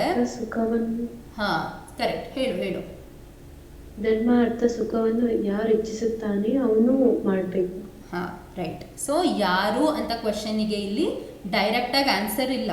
ಅಂದರೆ ರಮೇಶಃ ಅಂತನೋ, ರಾಮಃ ಅಂತನೋ, ಅಥವಾ ವಿಶಾರದ ಅಂತನೋ ಏನು ಇಲ್ಲಿ ಲೈಕ್ ಪರ್ಟಿಕ್ಯುಲರ್ ವರ್ಡ್ ಕೊಟ್ಟಿಲ್ಲ ಅಲ್ವಾ? So what we have to do is we have to make use of another such word. ಏನು? So that's why we use ಯಹ ಧರ್ಮಾರ್ಥ ಸುಖಾರ್ಥಂ ಇಚ್ಛಯಂತಿ ಸಹ ಆಯುರ್ವೇದ ಉಪದೇಶೇಷು ವಿಧೇಯಃ ಭವತಿ ಅಂತ ಇಟ್ಕೋಬಹುದು. So that's why we have place that word ಯಾರು. ಇಲ್ಲಾಂದ್ರೆ ಏನಾಗುತ್ತೆ, ಅದು ಧರ್ಮಾರ್ಥ ಸುಖವನ್ನು ಇಚ್ಛಿಸುತ್ತಾನೋ ಅವನು ಅಂತನೂ ಇಲ್ಲ, ಅಲ್ಲಿ ನಾವು ಎಕ್ಸ್ಟ್ರಾ 2 ಪ್ಲೇಸ್ ಮಾಡ್ಕೊಂಡಿರೋದು. ಸೊ ಧರ್ಮಾರ್ಥ ಸುಖವನ್ನು ಇಚ್ಛಿಸುತ್ತಾನೋ ಆಯುರ್ವೇದ ಉಪದೇಶಗಳಲ್ಲಿ ಪರಮ ನಂಬಿಕೆ ಇಡಬೇಕು. ಯಾರು ಮಾಡಬೇಕು ಅದನ್ನು? ಯಾರೋ ಒಬ್ಬ ಪರ್ಸನ್ ಇರಬೇಕಲ್ವಾ? ಸೊ ಅದಕ್ಕೆ ಏನು ಇಟ್ಕೊಂಡಿದ್ದೀವಿ? ಯಾರು ಅಂತ ಫಸ್ಟ್ ಕ್ವಶನ್ ಕೇಳಿ ಅವನು ಅಂತನೂ ಆನ್ಸರ್ ಕೊಟ್ಟಿದ್ದೀವಿ. So those are the extra words V have placed in that ಶ್ಲೋಕ, ವಿತ್ ಇನ್ ದಟ್ ಶ್ಲೋಕ. So I hope that you have understood this part. So finally we make a sentence out of it. Dharmartha sukha sadhanam ayuhu ಕಾಮಯಮಾನೇನ. ಅಂದರೆ ಧರ್ಮಾರ್ಥ ಸುಖ ಸಾಧನಂ ಅನ್ನೋದು first time ನಾನು ಪ್ರಥಮ ವಿಭಕ್ತಿಯಲ್ಲಿ ಯೂಸ್ ಮಾಡ್ತಿದ್ದೀನಿ. Then I have to again write it in my mind in ದ್ವಿತೀಯ ವಿಭಕ್ತಿ. ಧರ್ಮಾರ್ಥ ಸುಖ ಸಾಧನವನ್ನು ಯಾರು ಇಚ್ಛಿಸುತ್ತಾನೋ ಅವನು ಆಯುರ್ವೇದ ಉಪದೇಶಗಳಲ್ಲಿ ಪರಮಾದರನಾಗಿಯೂ ವಿಧೇಯನಾಗಿಯೂ ಇರಬೇಕು ಅಂತ ಅರ್ಥ ಮಾಡ್ಕೋಬೋದು ಈ ಹೋಲ್ ಸೆಂಟೆನ್ಸಿಂದ. ಓಕೆನಾ? ಸೊ ಧರ್ಮಾರ್ಥ ಸುಖ ಸಾಧನಂ ಆಯುಹು ತನಕ ಧರ್ಮಾರ್ಥ ಸುಖ ಸಾಧನಂ ಪ್ರಥಮ ವಿಭಕ್ತಿಲಿ ಯೂಸ್ ಮಾಡ್ಕೊಂಡಿದ್ದೀನಿ. Then it also has another meaning. I am not creating it, it is there ಅಲ್ವಾ? So we are trying to take out another meaning of it. So ಧರ್ಮಾರ್ಥ ಸುಖ ಸಾಧನವನ್ನು ಯಾರು ಇಚ್ಛಿಸುತ್ತಾನೋ ಅವನು ಆಯುರ್ವೇದ ಉಪದೇಶಗಳಲ್ಲಿ ಪರಮಾದರನು ವಿಧೇಯನೂ ಆಗಿರಬೇಕು. ಸೊ ಭವತಿ ಅನ್ನೋದಕ್ಕೆ ಮೀನಿಂಗ್ ಬಂತ ಇವಾಗ. ಸೊ ಭವತಿ ಅನ್ನೋದನ್ನ ನಾವು ಸುಮ್ಮನೆ ಇಟ್ಕೊಳ್ಳಿಲ್ಲ, ಇರಬೇಕು, ಆಗಿರಬೇಕು, ಈ ಥರ ವರ್ಡ್ಸ್ ಎಲ್ಲ ಮೀನಿಂಗ್ ಕೊಡೋದು ಭವತಿ ಅನ್ನೋ word. So that's why we placed it. ಓಕೆನಾ? ಸೊ ಭವತಿ ಅನ್ನೋದು ನಾವು like in brackets we have placed it. So ಅದಕ್ಕೆ ಕರೆಕ್ಟಾಗಿ ಮೀನಿಂಗ್ ಬಂತಲ್ಲ. ಸೊ ಈ ಥರ ಇಟ್ಕೊಂಡ್ಮೇಲೆ after forming the whole sentence if you get another ಕ್ರಿಯಾಪದ, if you feel the necessity of another kriyapada, you can replace it. Okay, next one, prayoga parishilana. Okay, so after doing all this, you have now rearranged the whole shloka in an understandable form. Before it was in a shloka format, now you have kept it in a sentence form that is very easy to understand. So now what we have to understand is, when you say a sentence in English, there would be two phase for it, right? Like there would be two voices for it. Like one is active voice and the other one is passive voice. If I say Suma is going to work with her friend, this is in which voice?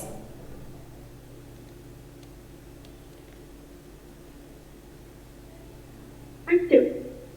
Sorry? Active voice. Okay, so we are directly referring to Suma here, but if she were to do like how can I say that, if someone insists her to do, or she did that, athwa it was done by her anta helbekare, then we go with passive voice. That is what passive voice mean, right? She has already done it, it was done by her like this. If I say like that, then it would become passive voice. In the same way, there are three voices in Sanskrita, not just two voices. Okay, so one thing is called as kartari, that is Suma goes to work with her friend. Active voice, that is the importance is given to subject matter. Which is the subject? Suma is the subject, so importance is given to Suma. Suma is doing some work, right? So that is kartari. Kartru is one who is actually doing the work. So kartru will be in prathama vibhakti. Okay, so next one is karmani. Karmani is work is given importance rather than who did it. Okay, work has the main importance. Then bhave, here karma is not needed, just verb is enough. That is subject will be there, verb will be there. That is all enough for making a sentence. So these are the three voices which you do. I'll give one just a little example for this. Okay, this is the very basic example I'm giving you. Ramaha vanam gacchati. Okay, this is kartari prayoga. Gacchati is in parasmaipadi, then vanam, ವನಕ್ಕೆ ಚತುರ್ಥಿ ವಿಭಕ್ತಿ ಅರ್ಥದಲ್ಲಿ ದ್ವಿತೀಯ use ಮಾಡ್ತಾ ಇದ್ದೀವಿ. Next ರಾಮಃ, ರಾಮನು is in ಪ್ರಥಮ ವಿಭಕ್ತಿ. This gives me the meaning Rama goes to ವನ. Okay, so how will I say that in passive voice? How should I tell that? ರಾಮನಿಂದ ಕಾಡಿಗೆ ಹೋಗಲ್ಪಟ್ಟಿತು ಅಂತ ಹೇಳಬೇಕು ನಾನು ಕನ್ನಡದಲ್ಲಿ ಹೇಳಬೇಕಾದ್ರೆ. ಅವಾಗ ನಾನು ಏನು ಮಾಡ್ತೀನಿ, ಅದನ್ನು ತೃತೀಯ ವಿಭಕ್ತಿಯಲ್ಲಿ ಇಡ್ತೀನಿ ಸಂಸ್ಕೃತದಲ್ಲಿ. ರಾಮೇಣ ವನಂ ಅಗಚ್ಚತ್ ಅಂತ ಹೇಳ್ತೀನಿ. ಏನಾಯ್ತು ಅವಾಗ? ಕರ್ಮಕ್ಕೆ ಇಂಪಾರ್ಟೆನ್ಸ್ ಬಂತು, ಅಂದರೆ ಅವನು ವನಕ್ಕೆ ಹೋಗಿದ್ದು ಇಂಪಾರ್ಟೆಂಟ್ ಆಯಿತು, ಯಾರು ಹೋದ್ರು ಅನ್ನೋದು ಇಂಪಾರ್ಟೆಂಟ್ ಆಗಲಿಲ್ಲ. ಸೊ ರಾಮೇಣ ತೃತೀಯ ವಿಭಕ್ತಿಯಲ್ಲಿ ಬರುತ್ತೆ. That's why have written in ಕರ್ಮಣಿ ಪ್ರಯೋಗ ಕರ್ತೃ ವಿಲ್ ಬಿ ಇನ್ ತೃತೀಯ ವಿಭಕ್ತಿ. ಹಿಯರ್ ಕರ್ಮ is main. Going to Vana is important, who went is not important. But in first case, who went is important, but not where he went is important. Okay, Kartru important when Kartru will be placed in Prathama Vibhakti. Karma important when Kartru will be placed in Tritiya Vibhakti. Next, Bhave. Here karma is not needed, just verb is enough. So whatever the shloka we took, in which voice is that shloka? Here it is in ಕರ್ತರಿ ಪ್ರಯೋಗ. Okay, ಯಾರು ಇಚ್ಛಿಸುತ್ತಾನೋ ಅಂತಲೇ ನಾವು ಬರೆದಿದ್ದೀವಿ, ಅವನು ಹೀಗೆ ಮಾಡಬೇಕು ಅಂತ ಬರೆದಿದ್ದೀವಿ. ಯಾವನಿಂದ ಇಚ್ಛಿಸಲ್ಪಡುತ್ತೋ ಅವನಿಂದ ಹೀಗೆ ಮಾಡಲ್ಪಟ್ಟಿತು ಅಂತ ನಾವೆಲ್ಲೂ ಬರೆದಿಲ್ಲ, right? The meaning what we got with, ಯಾರು ಧರ್ಮಾರ್ಥ ಸುಖ ಸಾಧನವನ್ನು ಬಯಸುತ್ತಾನೋ ಅಂತಹವನು ಆಯುರ್ವೇದ ಉಪದೇಶಗಳಲ್ಲಿ ಪರಮ ನಂಬಿಕೆಯನ್ನು ಇಡಬೇಕು. ಸೊ ನಾವಿಲ್ಲಿ ಯಾರು, ಅವನು ಅನ್ನೋದನ್ನೆಲ್ಲ ಪ್ರಥಮ ವಿಭಕ್ತಿಯಲ್ಲಿ ಯೂಸ್ ಮಾಡ್ತಿದ್ದೀವಿ, ಹಾಗಾಗಿ ಇದು ಕರ್ತರಿ ಪ್ರಯೋಗಕ್ಕೆ ಬರುತ್ತೆ. That is one who is desires of ಅಂತ ಹೇಳ್ತಿರೋದು. ಸೊ ಒನ್ ಹೂ ಈಸ್ ಅಂತ ಹೇಳ್ಬೇಕಾದ್ರೆ we are giving importance to that person who is interested to do it, not what he is interested to do it. We are giving importance to who is doing it. Okay, so kartari prayoga. Next one is sandhi vishleshana. So sandhi vishleshana, as I told you, this is the one mistake what you might have thought in the beginning, because I have placed ayurvedopadesheshu as a single word, but I cannot split it as ayurveda plus upadesheshu. Can anyone tell me why is it so?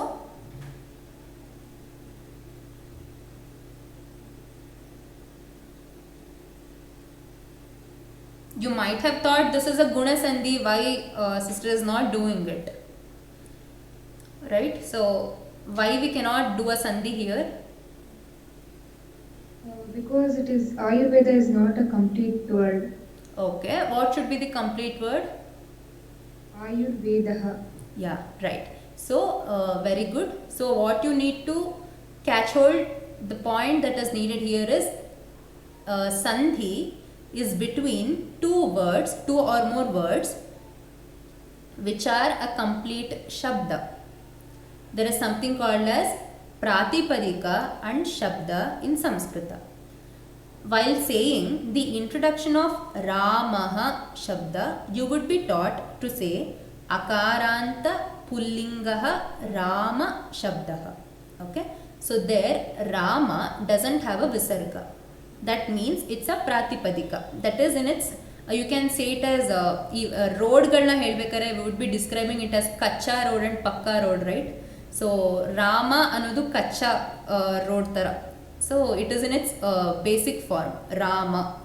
Then when it gains the full potential to be used as a word, it changes its shape a little. How is it written then? Ramaha. With a visarga it would be written. So anything, any word which is a complete word, that it then it is called as a shabda. If it is not a complete word, then it would be called as pratipadika. So sandhi is between two or more words which are shabda. If I write it ayurvedaha plus upadesheshu, then it would take so many steps, like guna sandhi, it would take visarga sandhi, it would take haravasane or visarjaniyaha, those all steps would come. But here, as there is no visarga, it is a samasta pada. There is some samasa that has taken place in between them and not sandhi. So here I cannot split it as ayurveda plus upadesheshu. So if you have thought that it is a guna sandhi and I have not written it, then you are wrong. Ayurveda and upadesheshu cannot be split like that. That's why I have kept it as a single word, ayurveda upadesheshu. Other word was there, paramadaraha. You might be thinking this is a savarna dirgha sandhi, but here also it is not possible, because paramaha or param is the word in Sanskrita. Just go and check in the Shabdakalpadruma, what the app you will download now. So go and check this word in that app. So word should be param or it should be paramaha. Param is in Napumsakalinga, paramaha is in Pullinga. Neither of them are here. So parama plus adaraha is not a sandhi. Already there is a samasa which has taken place. That's why I have not split. Okay. So if you do like that, if you split a samasa into a sandhi, it would be wrong. Next, padakritya. So this is the penultimate point.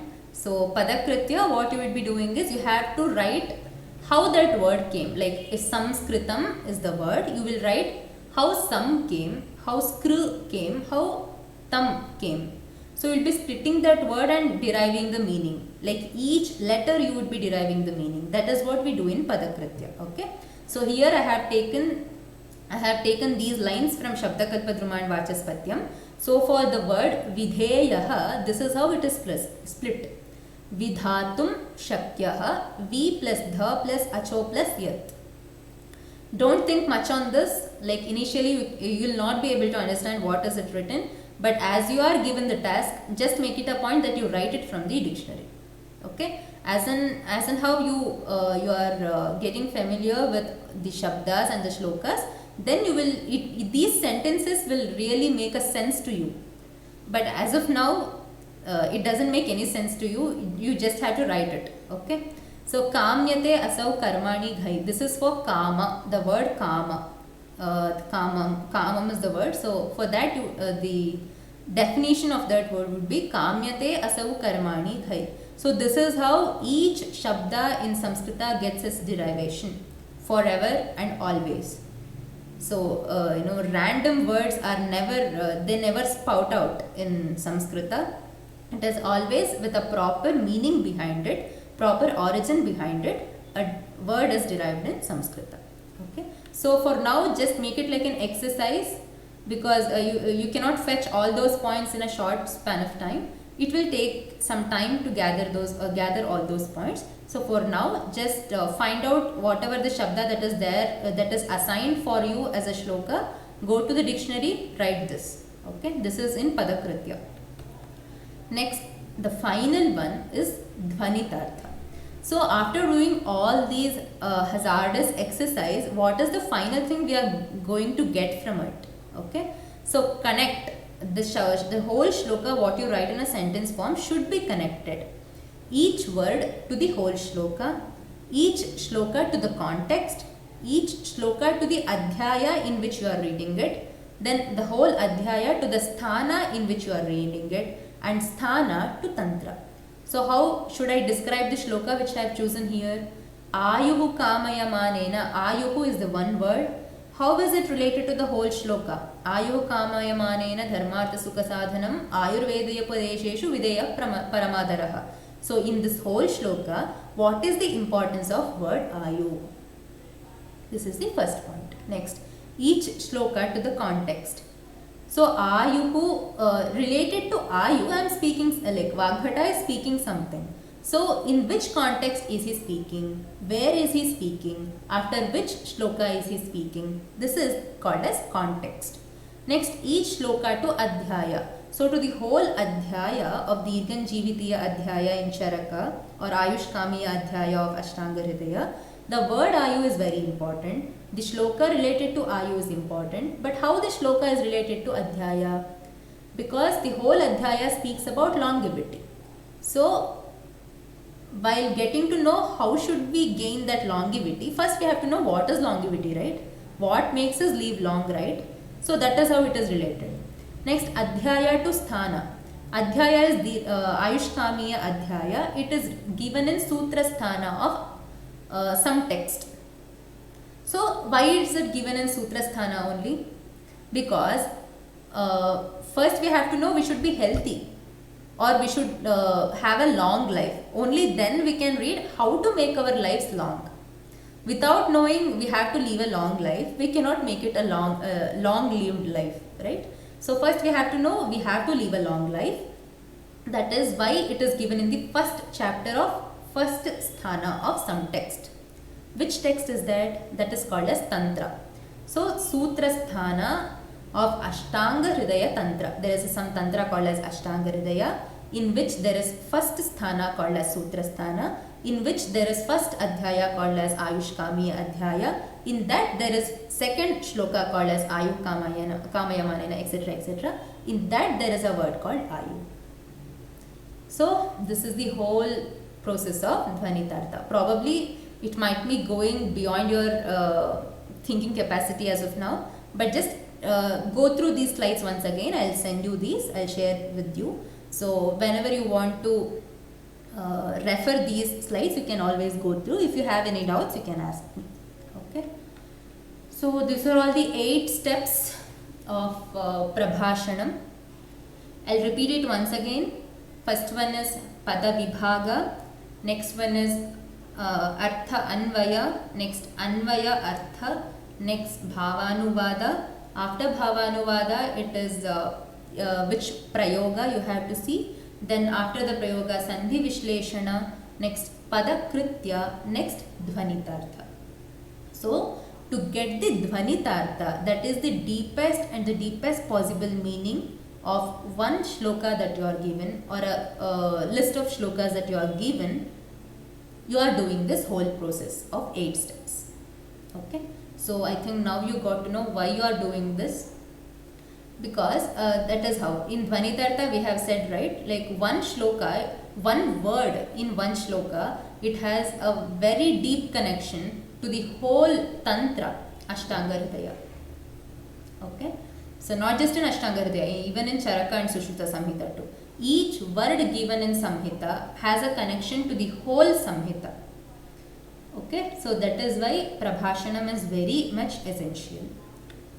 Can any 2 or 3 of you repeat for me, like what are all the 8 steps? Just try once again.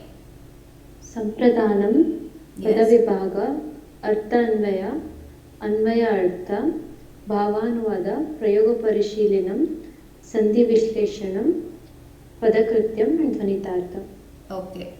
Can any other 2 people can do it?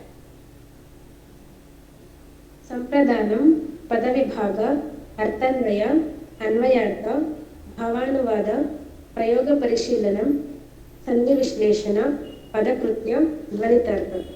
Okay. Anyone else? Speak out. If you're not speaking here, how will you do the presentation? Come on, speak out, right?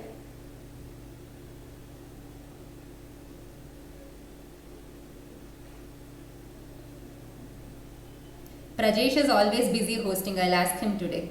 Prajesh, can you tell me what are all the 8 steps?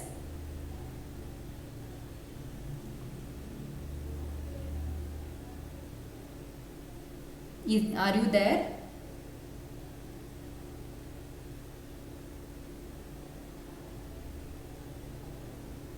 Okay, if not him, anyone else?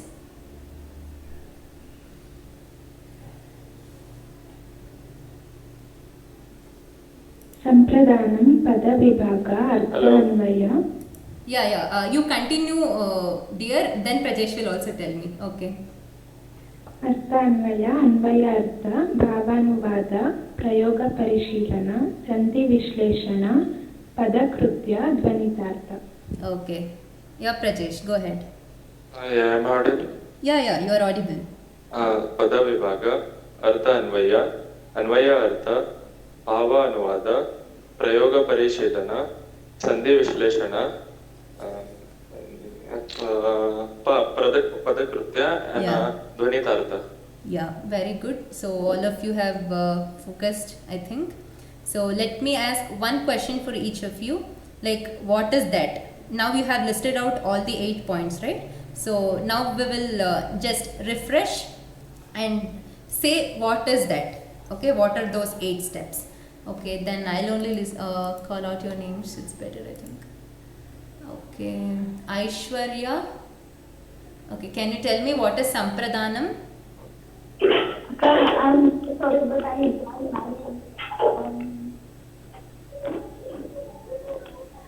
Hello? Hello. Yeah, tell me. I'm so sorry, but I can't now, so I don't know. Okay, no problem. You can go through the slides once again and then you can learn it. Okay. Akanksha, can you tell me?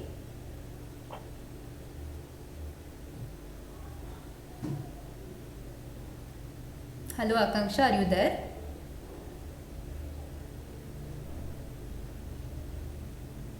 Don't be silent, yeah, come on, speak. I'm not your teacher, I'm just your senior.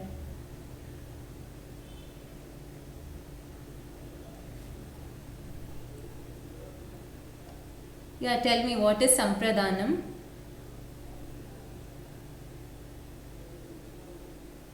Your mic is on, Akanksha, but you're not audible yet. I don't know if she has some problem. Okay, let me ask someone else. Chaitra? Chaitra, are you there? No, she left the meeting. Okay. Okay. Anusha? Yes, Anusha? Yeah, tell me. Sampradanam Yeah. is the shloka how we read and pronounce properly. Okay. Okay, then Sahana Ji. Can you tell me what is Pada Vibhaga? if a shloka is given, we have to separate each word. Okay, how do we do it? Like, what is the criteria to split the word? ಅಕ್ಕ ಅದನ್ನ ಅರ್ಥಬದ್ಧವಾಗಿ separate ಮಾಡಬೇಕು. ಹಾಂ, so ಅರ್ಥಭರಿತವಾಗಿರೋದನ್ನ ಮತ್ತೆ ಅದು perfect ವಿಭಕ್ತಿಲಿದ್ರೆ ಮಾತ್ರ split ಮಾಡಬೇಕು. Otherwise we are not suppose to split the word. Okay, then Varshini MS. Yes, Akka. Yeah, tell me the next step. Arthanvaya. Yeah, okay. What you will be doing there? The meaning of the each word. Okay. In your regional language. Yes, Akka. Yeah, which is comfortable to you. Okay. So in exam also, this point, Prabhashanam, carries 25 marks for you. I don't know if you have seen in your syllabus, but I think it's there in your syllabus for 25 marks. Please go through that once. So there also you can write it in your regional language. Okay. Either in Kannada or in English, just for Sanskrita subject. Then Vijay Lakshmi.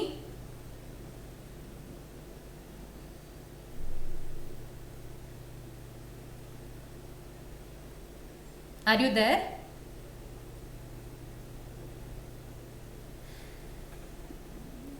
Okay. Vidyashri.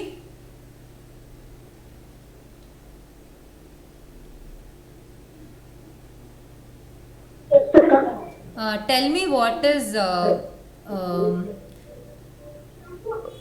Prayoga Parishilana? Prayoga Parishilana means three steps, Akka. Okay. Kartari and Karmani and Bhave. Okay. How will you recognize? By the sentence, Akka. Okay. If there is a Prathama Vibhakti word as a subject, what is that Prayoga? Kartari Prayoga, by Kartari Prathama. Okay. So what should be there in Bhave Prayoga? Is Karma Pada essential there? No, only verb is essential. Okay. Okay. Good. Then Vijay Kumar.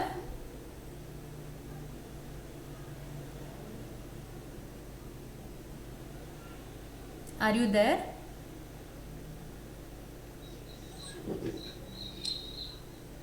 Yeah. Tell me, how should we like for shabdas to derive the meaning, what should we refer to get the meaning or dhatu rupa of the word? Where should we refer?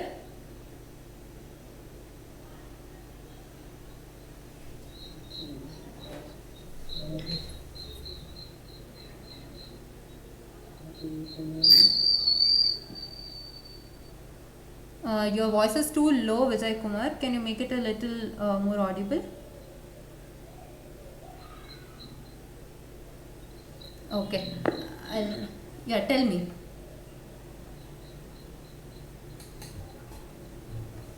Okay, I'll repeat this one. Okay, you guys have really focused. I'm glad. Congratulations and thank you both. So it is the apps which I have given. So if you can get a real hard copy of those Amarakosha Shabda Kalpadruma, it is the best one.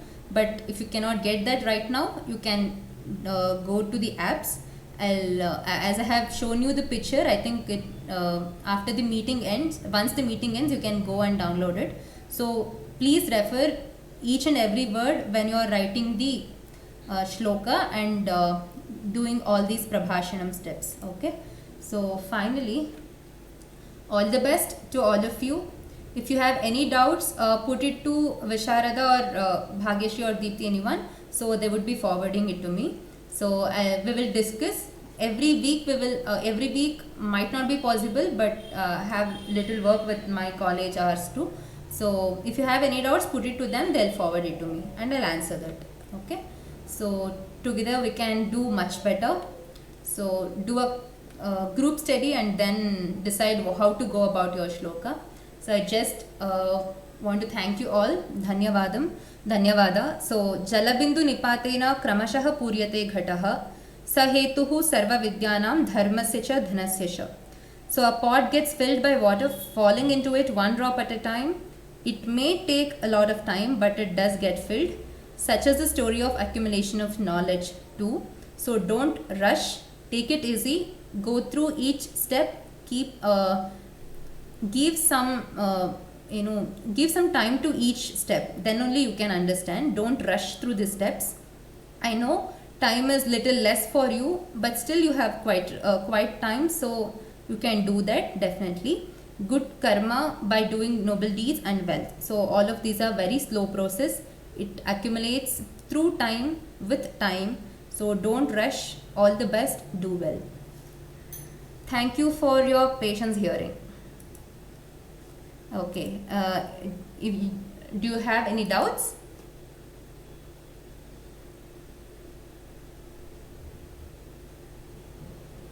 Okay. If you cannot ask me, yeah, tell me. Yes, sir. If there are any doubts, I'll let you know. Yeah, sure. Okay. So Thanks. I'll exit now. So if you have any doubts, you can forward it. So we will answer those questions. Okay. I think you got some idea about what is Prabhashanam and how we should do it.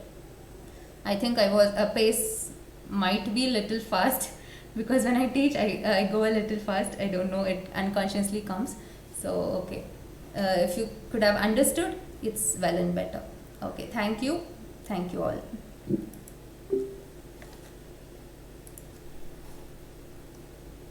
ಅವ್ರು ಏನು ಮಾತೇ ಆಡಿಲ್ವಲ್ಲ